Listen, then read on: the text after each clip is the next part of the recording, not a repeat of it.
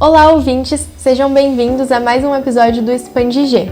Esse é um podcast que a gente conversa sobre inovação, ciência e desenvolvimento por meio das indicações geográficas. Esse é um projeto financiado pela FAPESP, com o apoio da CAT, do MAPA e da Exalc USP. Eu sou a Larissa. E eu sou a Ana, e nós somos bolsistas de jornalismo científico da FAPESP.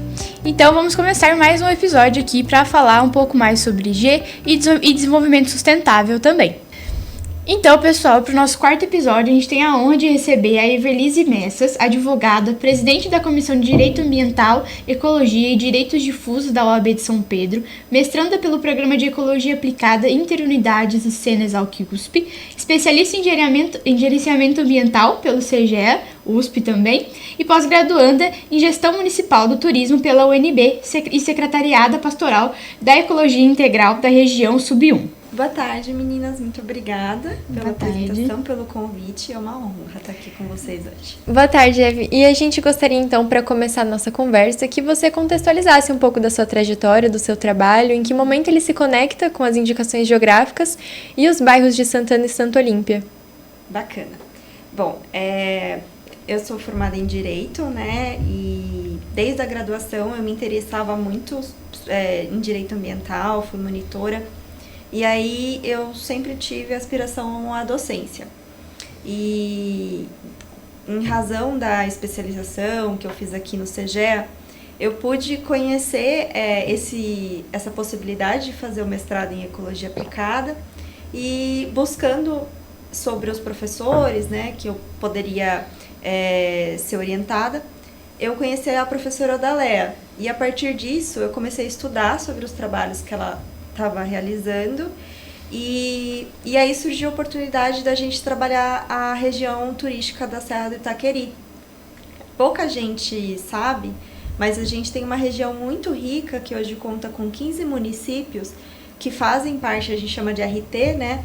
E existe uma governança turística, todo um arcabouço legal que está sendo construído para que esses municípios se desenvolvam de maneira sustentável, no âmbito turístico, né? Cada um com suas especificidades e potencialidades.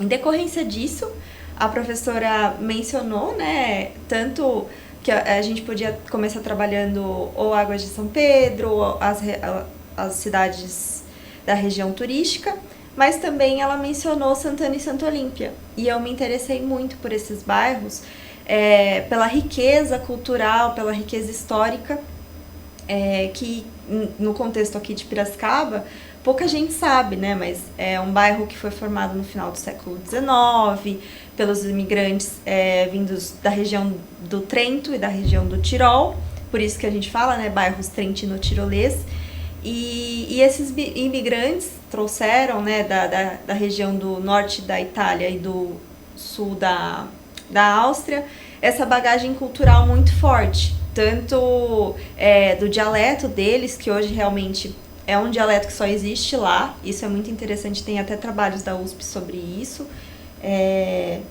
de um moço que inclusive é descendente desse pessoal de lá, né, legal, que tem os sobrenomes. É muito curioso que eles tenham muito forte essa menção a todos os sobrenomes que vieram para cá com essa cultura. Então, eles têm as festas religiosas, que a religião católica ainda é muito forte lá. Isso é bem interessante, né? Junto com o dialeto, aí eles têm também o coral, as músicas folclóricas tradicionais e também um saber fazer muito próprio. É interessante que lá no bairro, todo mundo tem uma videira. Eles fabricam o próprio vinho, é muito curioso isso. Nossa! E tem até a festa do vinho lá, né? Uhum. Né, nos bairros, e a festa da polenta. Uhum. E, enfim, eles apresentam um exemplo singular de resistência cultural, né, à globalização. E isso os torna relevante para a gente pensar nesses instrumentos de valorização territorial, que é a marca coletiva e a indicação geográfica. E por eu ser da área do direito, né, e ter uma legislação, como eu disse, né, um arcabouço legislativo que está já há muitos anos existente, mas pouco explorado, a gente decidiu por realmente investir aí nossos esforços na dissertação sobre os bairros de Santana e Santo Olímpio. Muito legal, obrigada por essa contextualização inicial. Imagina, eu que agradeço. Então, Evi, a gente fala muito de marcas coletivas, né, e indicações geográficas, e a gente queria saber de você, na sua opinião, qual que é a diferença prática e jurídica entre esses dois conceitos, né, da marca coletiva e da IG, e em que situação cada instrumento desse pode ser mais adequado para comunidades como a de Santana e a de Santo Olímpio? São, assim, apesar das duas coisas serem instrumentos de propriedade intelectual e estarem dentro do Instituto da Propriedade Industrial, porque a lei mesmo é de propriedade industrial, né? Uhum. Há uma diferença muito grande, porque é muito mais fácil você criar uma marca coletiva do que você reconhecer uma indicação geográfica. A marca coletiva é muito usada por umas associações, por exemplo, lá em Santana e Santo Olímpia tem duas associações, que é de Santana e Santo Olímpia, e logo eles vão criar uma governança para unificar isso, né? E aí eles podem criar uma marca coletiva que unifique, eles falam colônia, né? Juntando os dois bairros, eles falam são da colônia. E nós que não somos de lá, somos de fora. Mas enfim, aí eles mencionam isso, é muito curioso, que nós somos os de fora. Entendi. E aí a marca coletiva em si é muito mais simples de criar por meio dessas associações, né?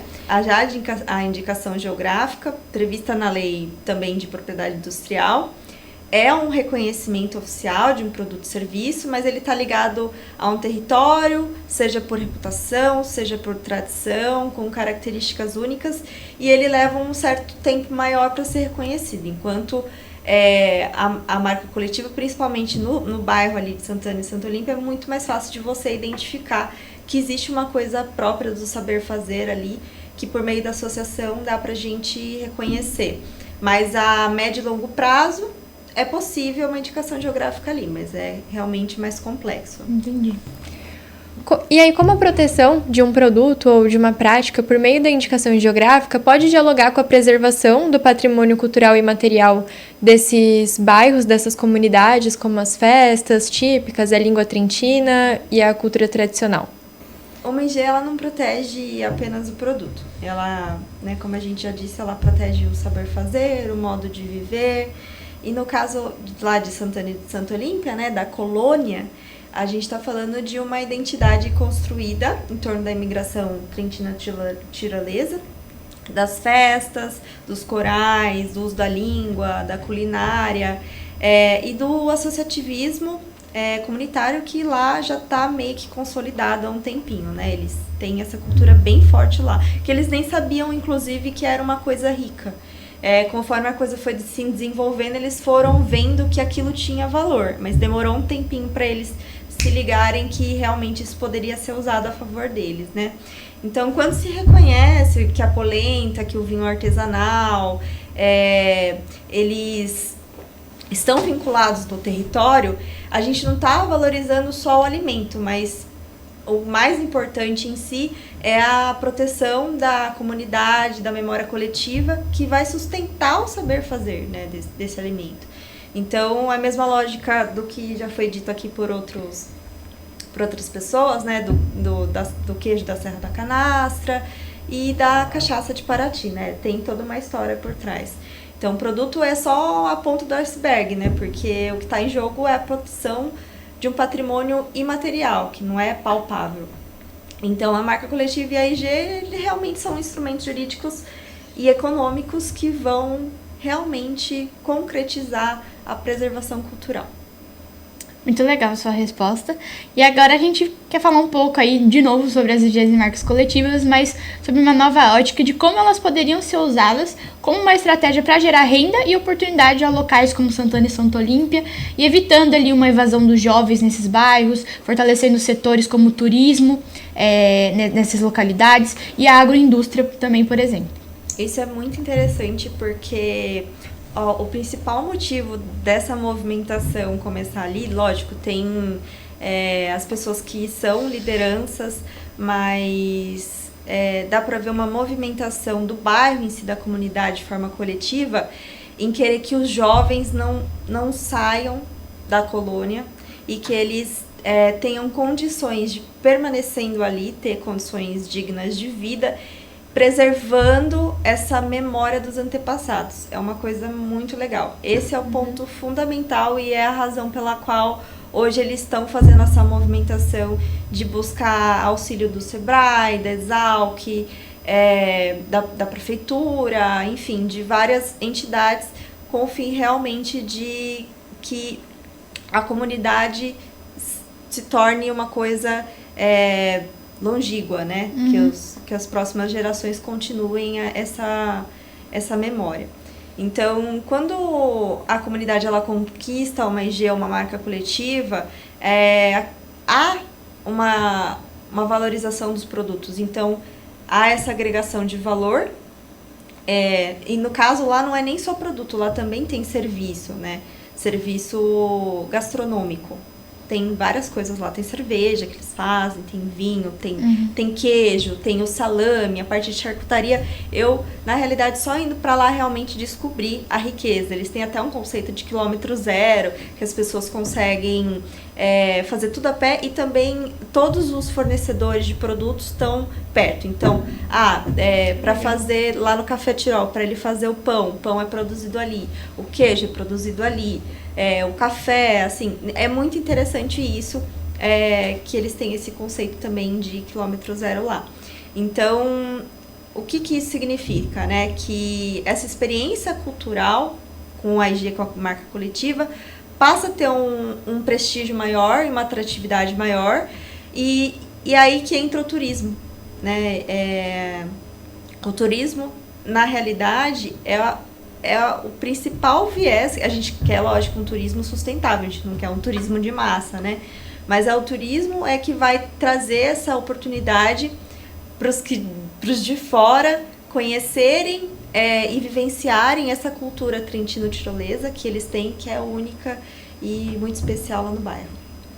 E é engraçado, né? Por exemplo, eu mesmo morando em Piracicaba, eu não sabia dessa questão do quilômetro zero. Eu acho que fica ali um convite também para quem está assistindo de visitar, principalmente esses bairros, visitar as regiões com IGs, porque tem tantas especificidades, tantas particularidades nesses locais, assim, que só visitando mesmo para você saber, né? Então, eu até fiquei agora com vontade de ir fazer uma visita lá, assim, para ver essas coisas de perto. E é muito legal porque, como eu disse, né, algumas lideranças são fortes. Um exemplo é o Ivan, do Café Tirol. Ele faz até oficina de grosto ali, oficina de pizza. Então, ele realmente está passando esse saber fazer para frente. É muito legal. Eu tô fazendo uma imersão, toda oficina que tem eu vou, e é realmente muito valioso e muito rica, né? Ele sempre menciona as nonas, ele menciona as formas de falar do dialeto, então dá pra ver que ele tá passando pra frente. O filho dele tá sempre junto ali com ele, então é bem interessante. Isso é único da nossa cidade, né? Isso é muito especial.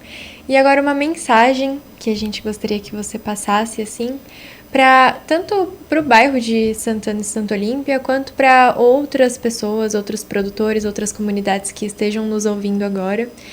Para quem tem o interesse de iniciar esse processo, de conseguir essa certificação de marca coletiva, de indicação geográfica, quais são os primeiros passos práticos, jurídicos, que você recomendaria e passaria essa mensagem para quem está nos ouvindo? Olha, eu acho que a principal coisa é a mobilização comunitária e esse processo de sensibilização da comunidade, porque as pessoas, às vezes, elas não têm ideia da riqueza que elas têm ali no bairro delas.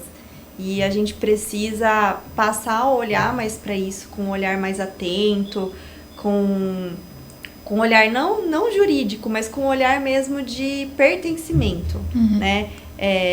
Eles têm essa coisa própria lá em Santana e Santa Olímpia, mas o Brasil, nós temos muitas comunidades que são formadas por imigrantes, nós temos uma riqueza de saber fazer muito especial, né? Realmente é um país muito diverso, e a mensagem que eu deixo é isso, né? Que a gente precisa saber valorizar aquilo que a gente tem aqui dentro e buscar aí os caminhos. A gente tem o Sebrae, a gente tem as universidades federais, estaduais, que podem aí trazer auxílio, né, para que as pessoas se desenvolvam e consigam um reconhecimento daquilo que já existe, já está consolidado. A gente não criou nada novo em Santana e Santa Olímpia. A gente só está auxiliando eles a formarem essa noção e estruturarem essa governança para que aquilo que já existe seja protegido. Então, basicamente é isso. Muito obrigada, Everlise, por compartilhar com a gente o seu conhecimento, suas experiências e seja sempre bem-vinda aqui para as nossas conversas. Muito obrigada. Foi um prazer te receber, Everlise. E para você que acompanhou a gente até aqui, muito obrigada ali por acompanhar os episódios, por assistir. E fique à vontade ali para deixar um comentário aqui no nosso canal no YouTube, para olhar o nosso Instagram, que é projeto.expandig. Lá a gente também posta alguns cortes dos nossos podcasts, alguns conteúdos sobre G, também algumas notícias de novidades que saem sobre esse mundo das indicações geográficas. Então, dá seu comentário, deixa a sua curtida, faz uma sugestão que a gente está sempre olhando aí o que vocês estão falando pra gente. Muito obrigada por assistir até aqui e até a próxima. Até a próxima.